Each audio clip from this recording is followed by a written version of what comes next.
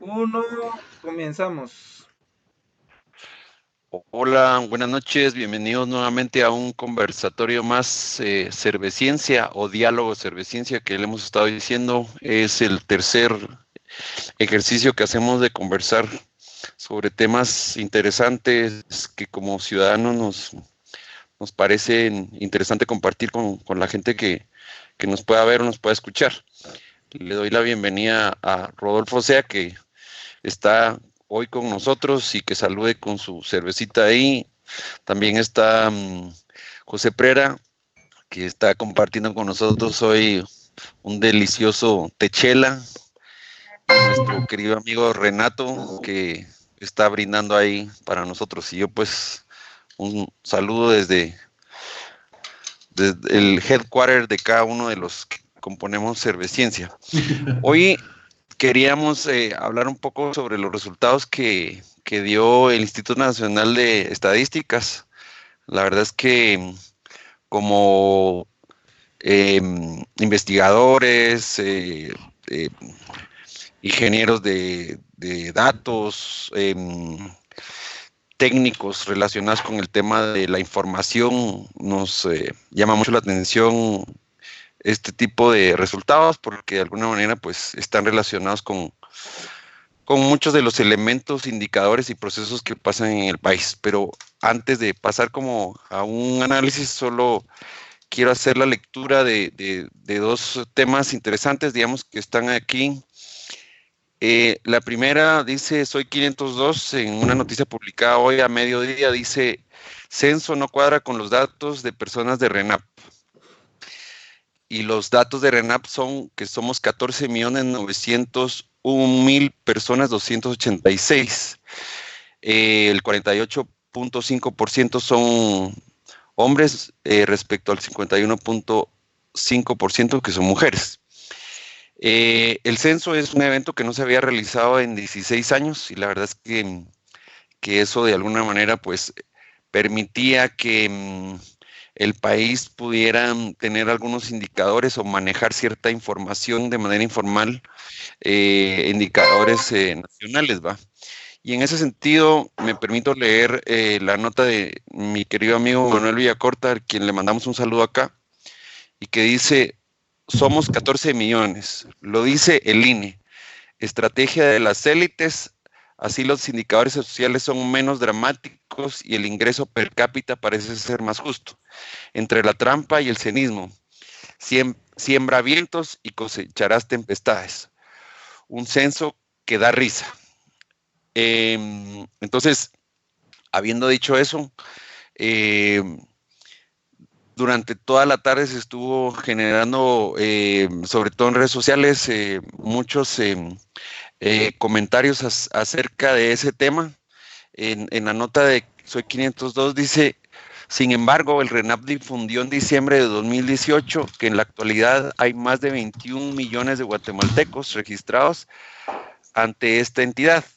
21.683.457, casi 13 millones son mayores de edad y casi 9 millones menores de edad. Eso contrastado con otra información que no está aquí en la nota de Soy 502, pero que digamos, se recibió en la redacción de la consigna, donde nos expresaban que 4 millones de guatemaltecos se encuentran fuera del país, posiblemente muchos de ellos residentes de manera legal o ilegal en Estados Unidos y en otros países. Entonces, habiendo dicho eso, eh, hay un documento que también estuvo circulando hoy en redes sociales que yo les trasladé a mis amigos y no sé si ya les llegó, pero que básicamente dice resultados censo 2018, septiembre de 2019. Este censo fue una presentación que se dio hoy desde las 11 de la mañana por parte del Instituto Nacional de Estadísticas, ¿va? Y supongo que con la participación de algunos miembros del gobierno. El informe, digamos que ofrece en un primer momento la dinámica de la población, que es básicamente es la diferencia entre porcentajes de hombres y mujeres y cómo eso se ha ido acercando, disminuyendo. Total y porcentaje de población por grandes grupos de edad.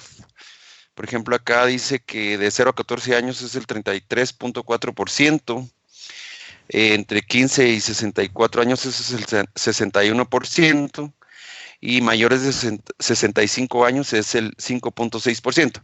Aquí es interesante hacer notar que somos un país bastante joven, puesto que nuestra población se encuentra entre los 15, la mayoría de población, o así lo hace ver el gráfico, se encuentra entre los 15 años y 64 años. Javier, una consulta. Diga. Y a los demás, no sé si todos les llegó, ya tienen ahí la infografía así a la mano, porque podríamos ir analizando, o sea, como que al menos Sí, las principales entre todo, y así como que verlo, e ir sí. viendo qué opinión cada uno sobre la, Esta es la que publicó Prensa Libre. la que mandó, Ya, un PDF que mandó al grupo, a nuestro, que nos mandó Javier hace un momentito. Ah, listo. No sé, no sé cómo. así es. Yo diría que sí, sí está bien, digamos, como tú lo enfocas, que vayamos analizando y ahí nos dedicamos como cuando ya veamos que ya es suficiente información, nos dedicamos un poco más ya a dar nuestras opiniones con, con el comentario, digamos, los comentarios de que no cuadra la información y ya vamos discutiendo, ¿va? Ok, primero, si quieren, empecemos ahorita con el primer dato, el dato global, ¿verdad? O sea, según la estadística actual, somos 14.9 millones. El RENAP tiene que somos 20 millones. Eh, Rodolfo, no sé qué, qué sentimiento, qué opinión es esta parte inicial del. Bueno, fíjate que estaba echando un ojo al documento. Yo de primas a primeras considero que está mal redactado. De entrada lo veo mal redactado. Pues yo veo que en el documento se dan datos puntuales cuando realmente no debería ser así. O sea, debería existir siempre información sobre los intervalos de confianza que se manejaron. Pues si hay un margen de error, ¿cuánto puede ser? Para que, o sea, considero que es importante dar esta información para que el lector o quien está interpretando el documento pueda saber más o menos entre qué rangos puede estar estos datos.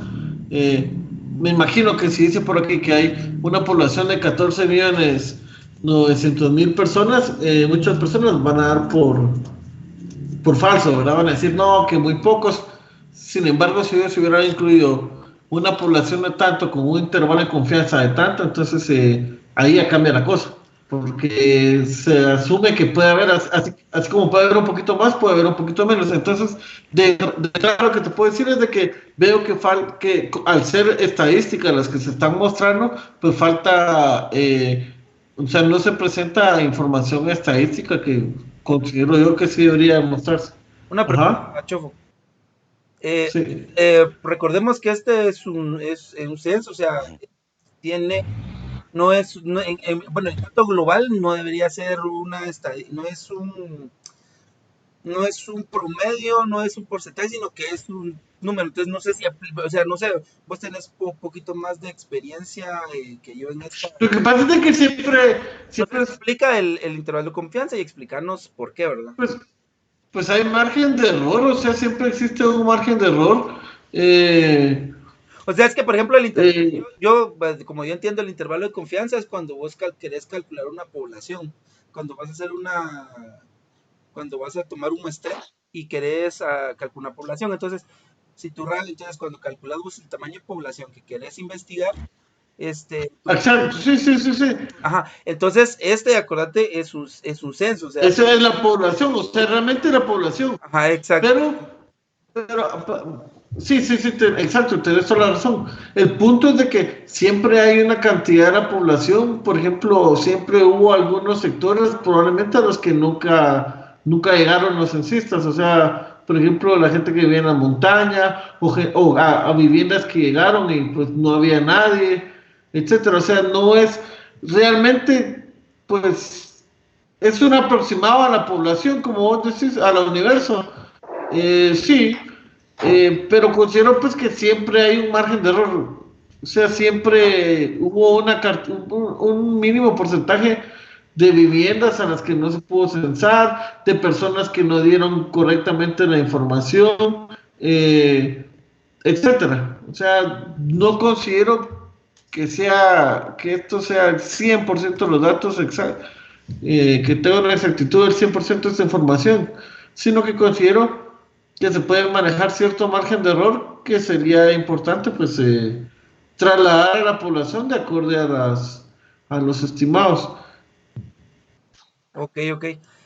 Sí, yo creo que por ahí, en alguna otra publicación, yo vi más o menos cuánto era lo que ellos estimaban de que no habían alcanzado a censar. Renato, no sé qué nos podrías agregar ahí en este tema. Ahora son 14 millones contra Renap nos dice 20 millones. Rodolfo nos dice, bueno, mira, hay un error. ¿Cómo lo miras desde tu perspectiva? Yo pienso que también este censo pues no abarcó pues demográficamente el espacio físico de Guatemala, pero es lógico que no cuadre con RENAP, ya que mucha de la población de Guatemala se ha ido, pues, o sea, hay muchas personas que han migrado y es lógico que cuando fue el censo no iban a estar, digamos, en el país para ser censadas. Esa es la primera. Yo, aparte de esto, en general, considero un poquito este censo que fue, bueno, supuestamente dicen que fue una cuestión apolítica, pero siendo como dijo Jofo en un comentario, en un chat una vez, lo mismo que comparto con él, o sea, simplemente es básicamente una estrategia social para ver si puede meter a más personas al Congreso, ¿verdad? Eh, también, ¿cómo se llama? Sí comparto estas medidas, ya que no todas son en sí en base a un número discreto, sino que también hicieron un análisis poblacional en el cual tampoco se ve el rango de error que este estudio tiene, ¿verdad? Entonces, sí estoy de acuerdo con eso. También entiendo que también estas infografías tampoco fueron pues entregadas de una manera que tuviera que ser para un analista de datos, sino que simplemente las hicieron para que cualquiera que las pueda ver las pueda entender. Y las estadísticas en general pues se ven bastante normales, ¿verdad? No se ve en sí, no se ve en la información que dieron, ¿cómo se le puede decir a esto? Como mediciones que sean impactantes a la realidad, como platicábamos, algo que pueda hacer una diferencia, por ejemplo, sino que los datos simplemente son muy generales, ¿verdad?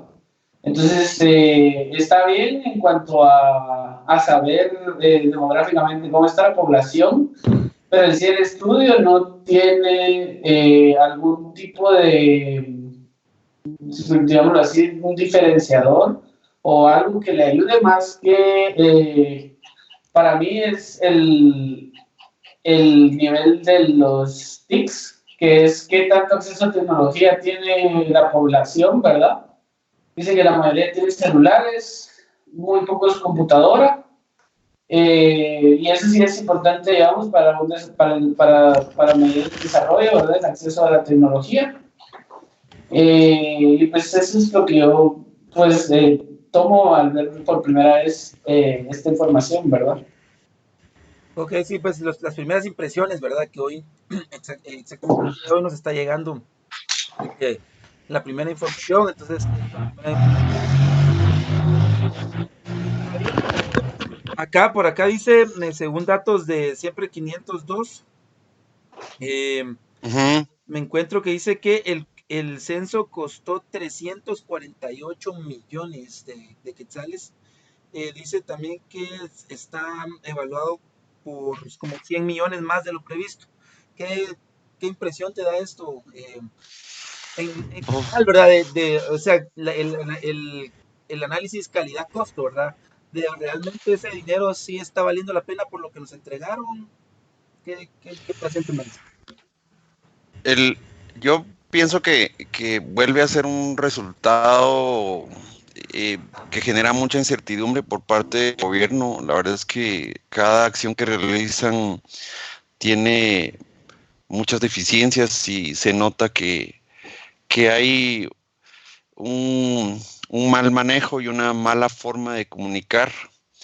El que haya costado 100 millones me parece a mí que es excesivo, eh, teniendo en cuenta que se tardó casi 4 años en generar resultados, pues eso hace poco eficiente el No, no, no, proceso de... no.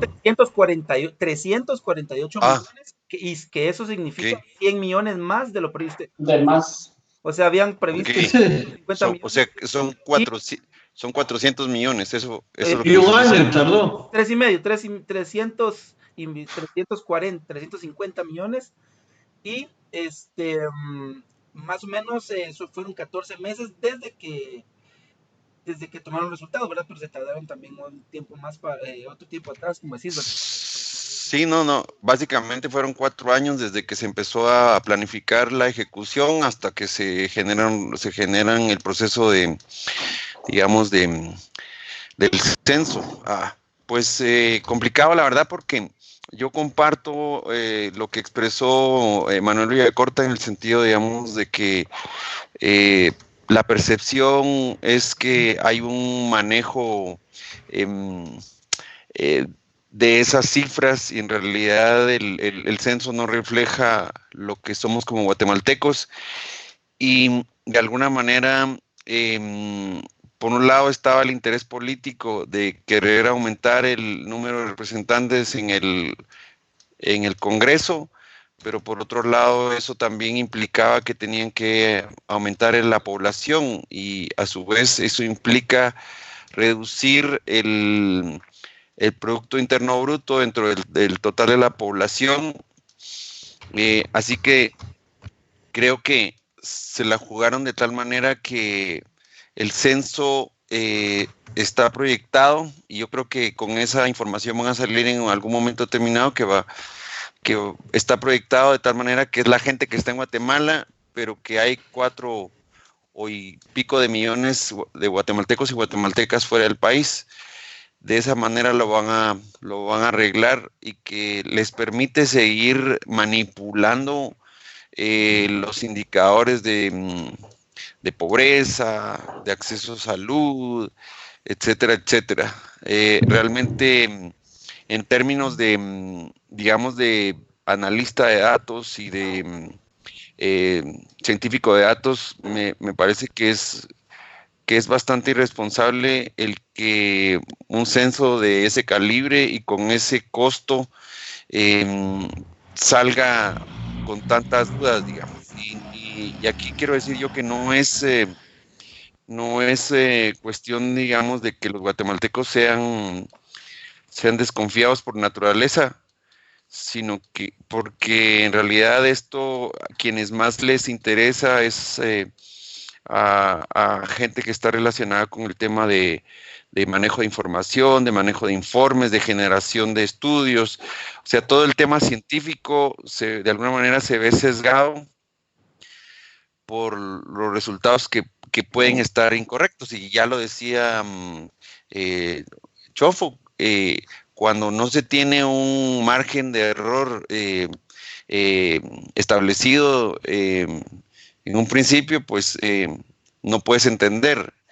Y si en ese margen de error, pues seguramente estará en algún informe, pero no es público, pues ¿cómo se llama? Como que más difícil hacer proyecciones y sobre todo generar indicadores, que al final es lo que de alguna manera, fíjense pues, ¿qué es lo más importante acá?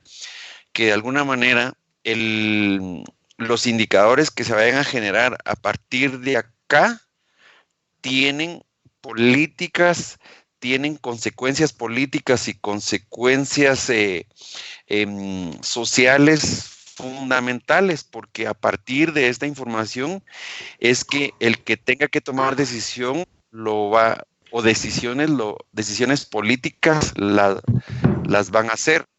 Y esto, digamos, es lo preocupante de que no podamos confiar en realidad en estos datos. Y yo me atrevería a decir, y con esto termino, que en un momento determinado se va a manejar el dato oficial como se venía manejando y el dato no oficial, porque los científicos tienen que ser lo más cercanos a la verdad. Y estos datos oficiales no le van a permitir a un científico poder dar información con certidumbre de los diferentes estudios que pueda generar. Listo. Ahorita estoy buscando en Twitter y tengo un tweet que acaba de publicar hace un minuto Pedro Morales Almazán, que es amigo de Cerveciencia y es doctor en matemática de una universidad en Estados Unidos, creo yo. California. Exacto. Entonces, y dice, comencé, analizando los datos de población por pueblos, no se ven patrones artificiales. Revisé correlaciones como indicador de la artificialidad de los datos. Les dejo este tweet y no sé, Chofo, si podés darnos tu opinión sobre esto, ¿verdad? Costo, beneficio, 348 millones. Ahí decimos un poquito de lo que... Ya. Bueno, 348 millones. Yo la verdad es que veo un costo excesivo, realmente excesivo. Dijimos 348 millones, ¿verdad? Solo voy a hacer aquí un cálculo, perdón.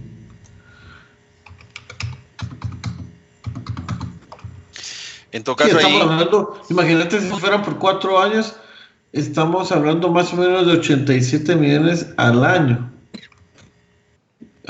O sea, yo considero que fue un despilfarro de dinero que se hizo.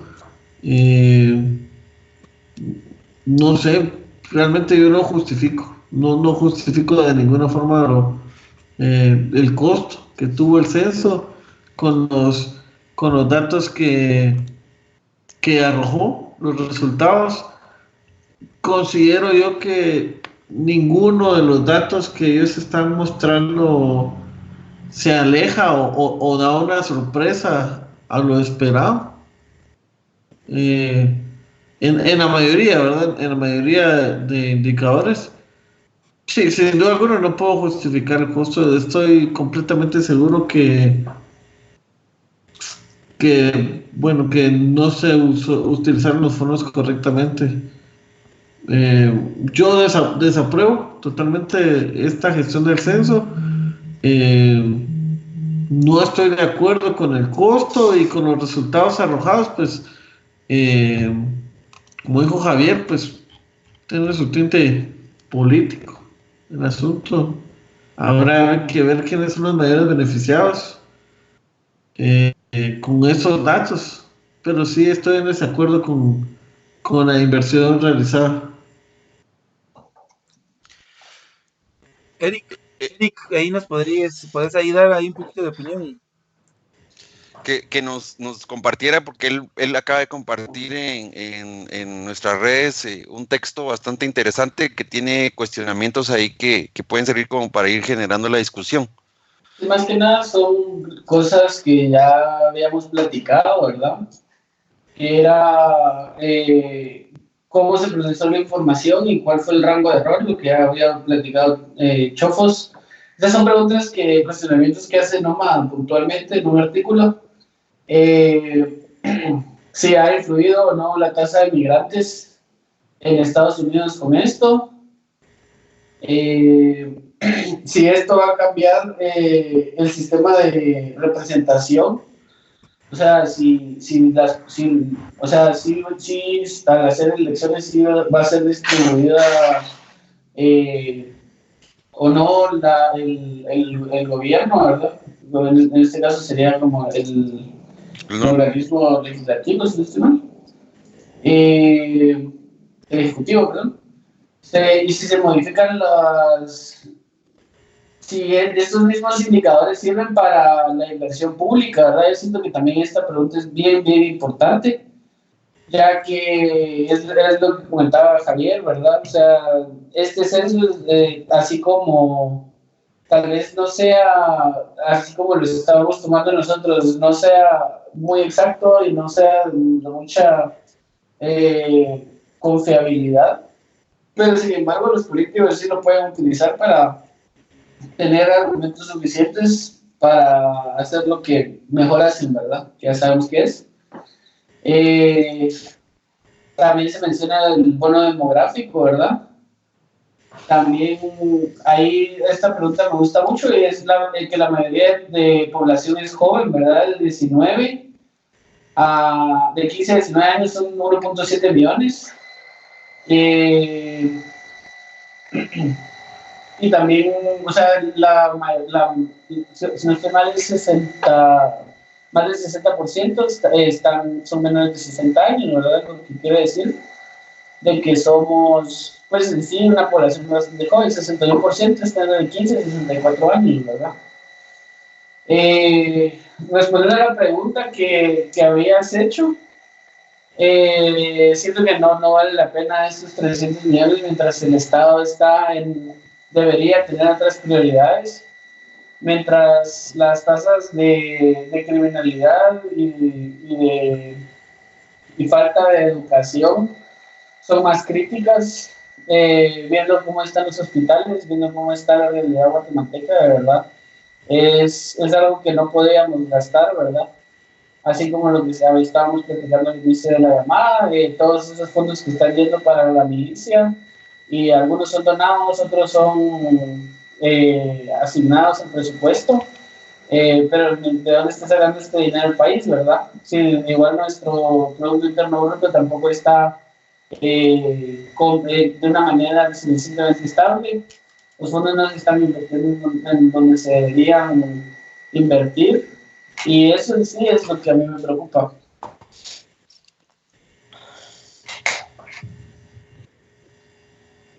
Eso es mi postura. Miremos, revisemos esta parte del análisis. Bueno, son los datos que hay por el momento, estos son los que tenemos. Entonces vamos a revisar un poquito de los datos que tenemos. Entonces miremos esa parte que nos mencionaba Eric, que dice que los jóvenes entre 19 años, de 15 a 19 años, 1.7 millones. Pues vamos a poder buscar bien el dato de la infografía. 61% son de 19 a 60 años. Más que en edad productiva. 64. ¿Cuánto sería más o menos es que a mí el celular se me fue la imagen, pero ¿cuánto es cuando estamos en edad productiva y en edad... Aquí está, ya lo tengo. 61%. Excelente, ¿verdad? O sea, tenemos acá el 61% de 15 a 64 años, que es más o menos la edad productiva. Tenemos 10% de 0 a 14 años y 5.6% de 65 años más jubilados. ¿Qué piensan ustedes de esa cifra en términos generales? Yo pienso que en sí hay bueno, lo que ha estado trayendo nuevas tendencias, lo que ha estado ayudando bastante a que el proceso de información y de autoaprendizaje, si se puede decir o llamar, es la accesibilidad a la tecnología. Yo siento que las personas que ya son de una nueva generación o de la generación pasada, son más afines a conceptos tecnológicos, lo cual hace que esta mayoría sea la que está más informada, pues da un indicador de esperanza, ¿verdad? No necesariamente tiene que ser estrictamente favorable, pero sí quiere decir de que por lo menos las personas que vienen de esta nueva generación de 50 años, pues ya van a ser personas que ya van a estar pegadas a tecnología, ¿verdad? Van a estar más informadas, quiera que no haya tasas de educación tan favorables, de cualquier manera, pues es una nueva generación, ¿verdad? Somos un país joven, diría Javier. Yo aquí quisiera mencionar alguna cuestión que me llama la atención y que no va a aparecer en estos gráficos, pero que es interesante mencionar. A ver, resulta que América Latina hay una proyección de que va a crecer un 0.6%, mientras que otras regiones del mundo van a crecer a tasas del 3.4% hasta el 5%. Eso, digamos que la perspectiva que tiene América Latina ya en términos globales y que de alguna manera compartimos muchas características Guatemala respecto a otros países y pues tal vez habría que hacer un análisis de qué tanta diferencia hay, pero yo creería que no hay tanta diferencia en términos de, mm, de población entre los 15 y los 64 años que son, digamos, laboralmente activos. Creería yo que me llamó la atención cuando Eric menciona el término del uso de las nuevas tecnologías y el aprendizaje y los procesos que de alguna manera se pueden romper a partir de esas tecnologías. Pero también digamos que del otro lado tienen que existir políticas económicas, políticas sociales, políticas públicas, diríamos, que estén enfocadas en la gestión del conocimiento. Yo creería que los políticos y la gente que está en puestos de decisión, incluso la gente que trabaja en temas de generación de opinión, deberían enfocar un poco sus trabajos en términos de entender qué es la sociedad del conocimiento, cuál es la diferencia, digamos, porque me llamaba mucho la atención, por ejemplo, el hecho de que Singapur y esos países que están en Asia son tomados en cuenta como los países en los que el mundo va a atender y va a tener la tendencia de desarrollarse, el uso de la tecnología. Entonces, llama la atención que, por ejemplo, en China, con las altas tasas de pobreza que tuvo en algún momento, pero que de alguna manera empezó a aplicar tecnología en este momento a través de una aplicación que es como el WeChat. Hacen toda una serie de pagos y toda una serie de consumo que en este momento no se está viendo en América Latina por esa falta de visión, sobre todo de la gente que está en las universidades y que no están formando y no están orientando de manera adecuada a que la gente, digamos, pueda desarrollar tecnología.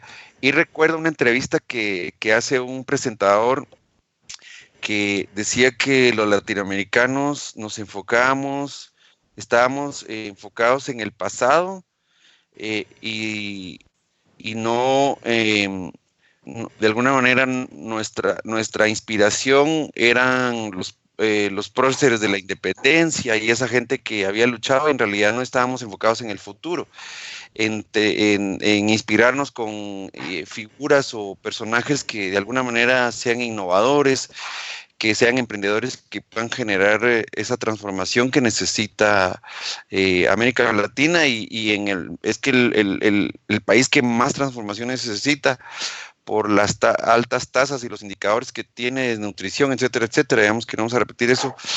Es realmente fundamental que esos emprendedores y esa gente que esté dispuesta a formarse de manera independiente y que no esté dispuesta, digamos, a seguir esos patrones que ya lo hablamos en la conversación pasada, si se recuerdan cuando decíamos formación formal versus formación libre. Y teníamos el ejemplo ahí de nuestro querido amigo Eric, que digamos que, entonces, la gente en realidad, digamos que cuando el sistema no responde, creo que deben elegir caminos alternativos y se deben encontrar esos emprendedores, esos innovadores sociales, esos proyectos que de alguna manera pueden transformar las economías y por qué no empezar a hablar de economías basadas en la gestión de conocimiento y todo ese tema. Es bien, bien interesante a mí me parece interesante el dato y también lo que aportás, Javier, porque por ejemplo, estaba viendo un documental de DW, ¿verdad? De que, por ejemplo, que habla sobre la cuarta transformación, la cuarta revolución industrial, que es en la que está viviendo la mayoría de países, ¿verdad? Que es meter inteligencia artificial, data mining, robots, ¿verdad? Robotizar la mayoría de cosas. Y inclusive los mismos alemanes se preguntan por qué ellos no pueden tener un Silicon Valley ahí en Europa, ¿verdad? Y al final también lo he visto en otros lados, por ejemplo China quiere tener su Silicon Valley, un montón de potencias a nivel ciencia, se puede decir, eh, buscan eso, ¿verdad? Y se les complica un poquito cómo manejan ciertos elementos, ¿verdad?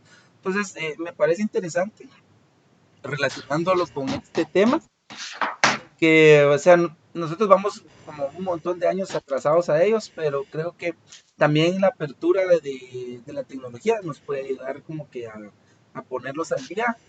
Sí, nos dejaran, ¿verdad? O sea, algo que lo que relaciona directamente a esto es de que somos básicamente una sociedad, ¿verdad?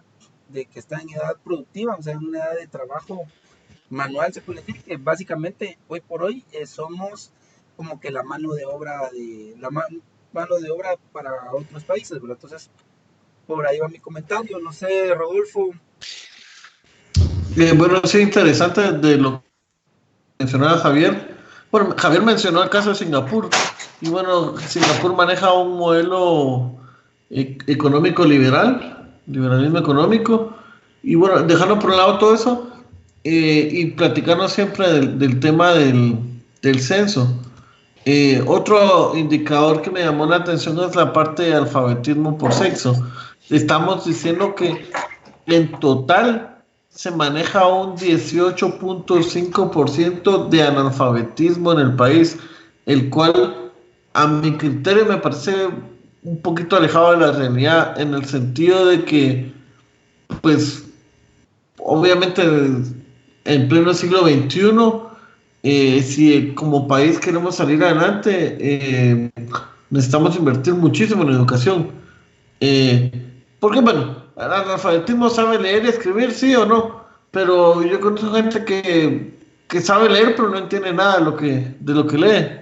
Entonces, a mi punto de vista, pues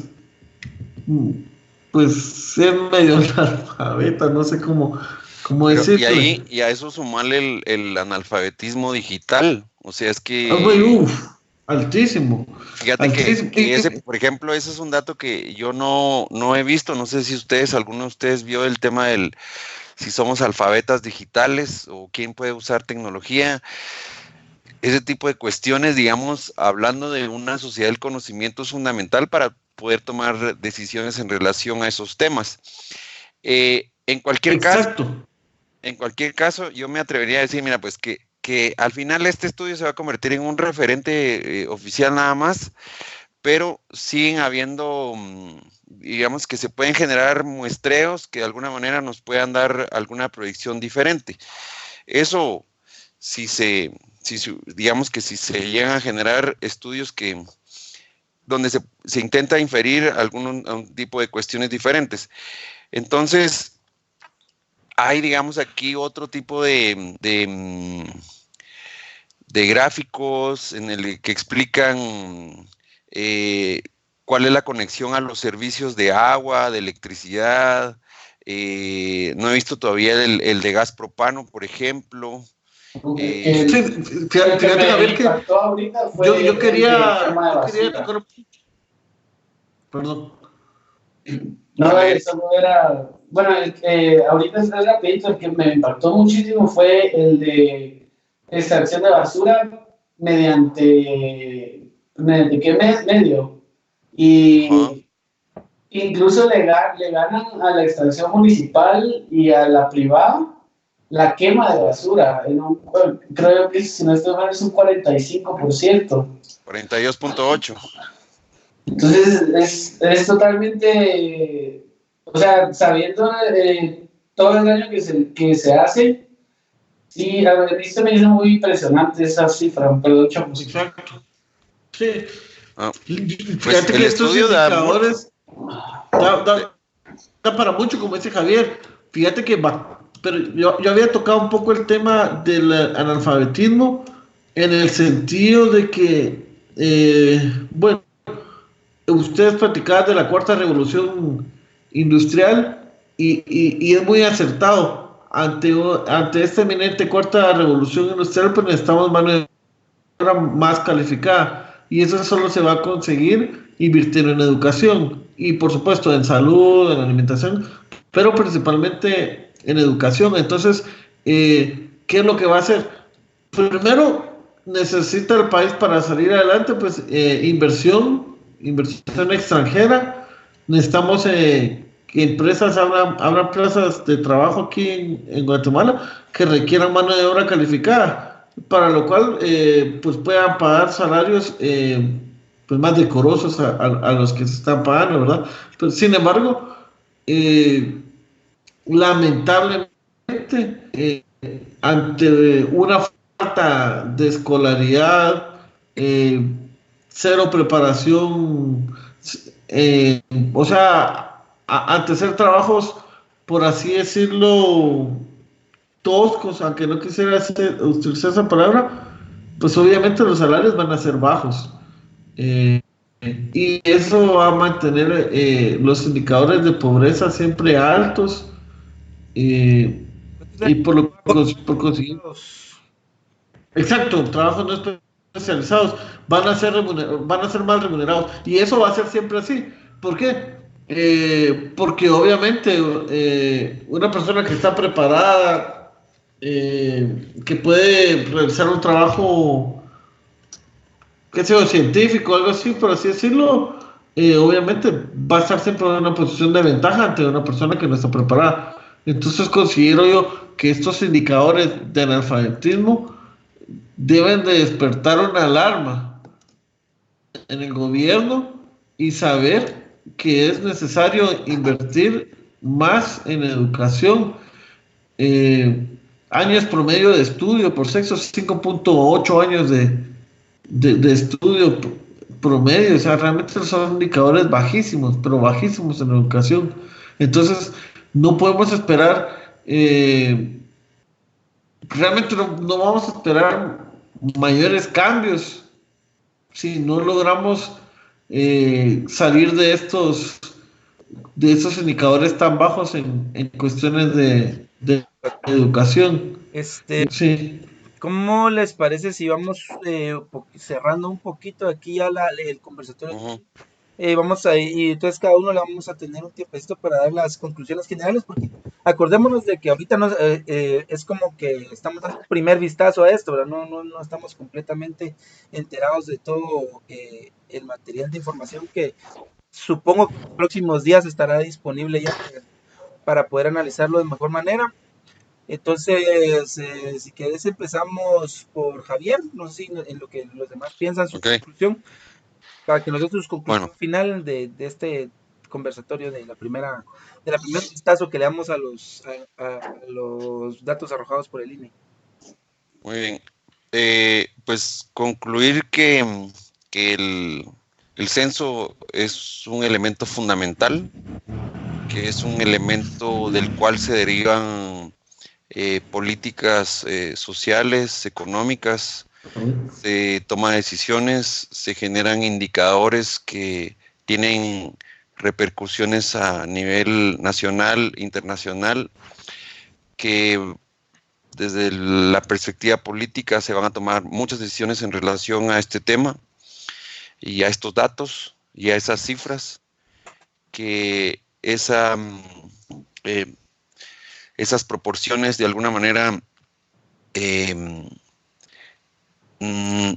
desde mi perspectiva no reflejan la realidad, que va a ser necesario realizar un nuevo censo con mayor profesionalismo dentro de 4 años, que los estudiosos académicos van a tener en cuenta este estudio, claro que sí, pero van a seguir usando algunas otras referencias, especialmente con el último cuestionamiento que hacía Noma, donde decía por qué varían en extremos las cifras que tiene RENAP de 21 millones y la presentada por INE este martes. Otra referencia es que hay más de 20 millones de líneas telefónicas en el país.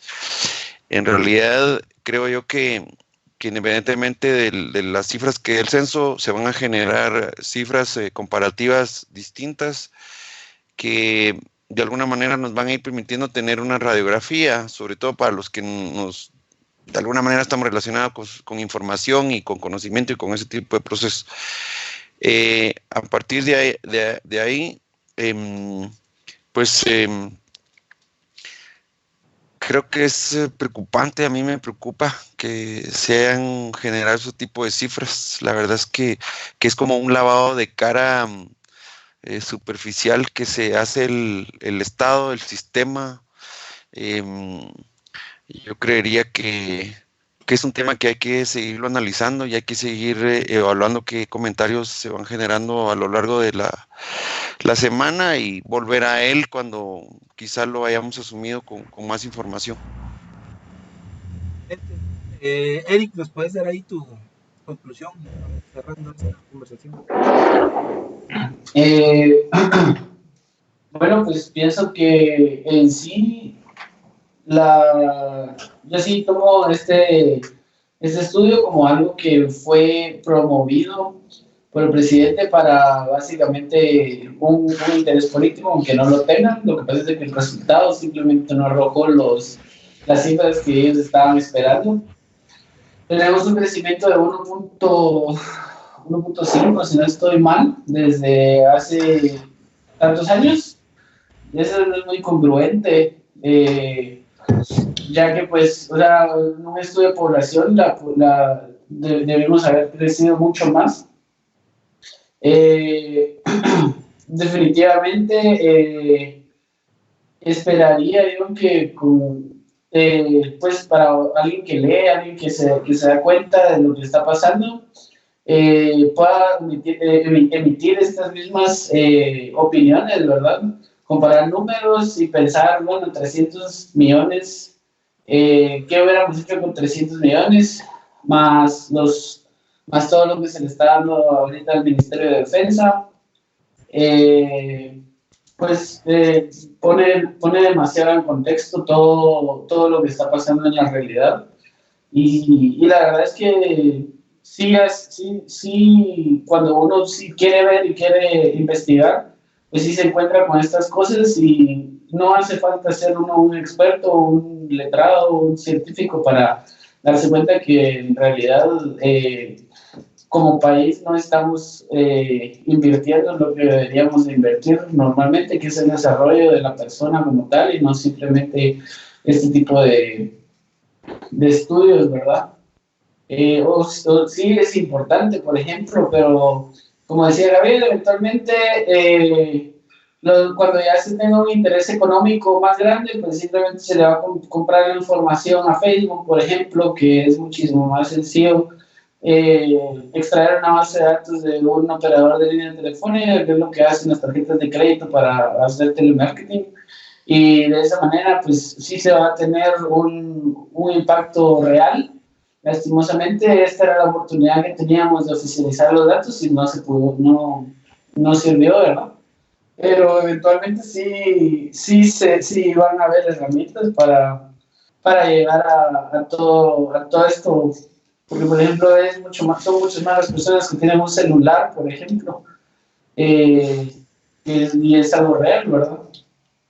Incluso ahí sí se puede dar un rango de incerteza, lo cual va a hacer el estudio mucho más creíble. Solo me gustaría leerles aquí un comentario que hace en redes sociales un amigo de Quetzaltenango que se llama Ernesto Pacheco, que dice: somos entre 13 y 20 millones con un margen de error de 8 millones, aunque quién sabe. Chofo, ahí tus palabras para ir cerrando. Gracias, Prera. Bueno, yo considero que independientemente de lo costoso que nos resultó el censo, creo que va a ser un reto para el próximo gobierno el poder diseñar algunas políticas sociales, como mencionaba Javier, con base a los resultados obtenidos en el censo, que si bien sabemos todos, pues no serán datos exactos, pero serán aproximados a la realidad. Entonces considero que es un reto del próximo gobierno el poder utilizar esta información en el diseño de sus políticas sociales, y esperemos que pues no se vaya a quedar esto nada más en un conjunto de estadísticas y en algo histórico que no vaya a tener uso alguno, como lamentablemente muchas veces con las cosas que hace el gobierno, que implementa algunos planes o algunas cosas y al final pues quedan en el olvido, nadie las utiliza. Entonces sí considero que es un reto del próximo gobierno poder darle uso a esta información, diseñar políticas sociales con base a estos datos.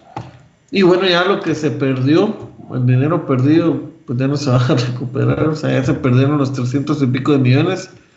Entonces tocará pues tratar de sacar provecho a la información con la que se tiene. Y pues bueno, este gobierno ya va de salida, entonces será el reto para el próximo gobierno. Esperemos que no se quede nada más que en una noticia de un día o de una semana y ahí quede, sino que realmente esta información se utilice.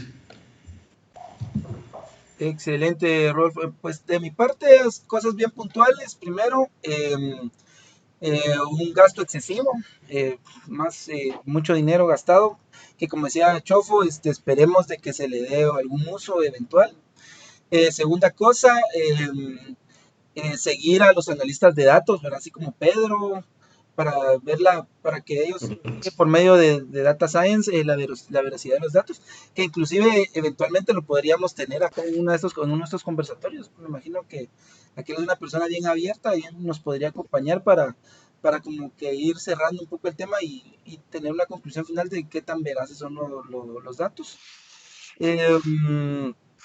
Y creo que, aunque creo que sí es como que un deber cívico, ciudadano, no sé cómo lo podemos llamar, por lo menos enterarnos, leer cómo están las estadísticas y exigir a partir de ello al gobierno, ¿verdad? Las obligaciones. Entonces, muchas gracias a cada uno de ustedes por haberse integrado a esta conversación. Okay.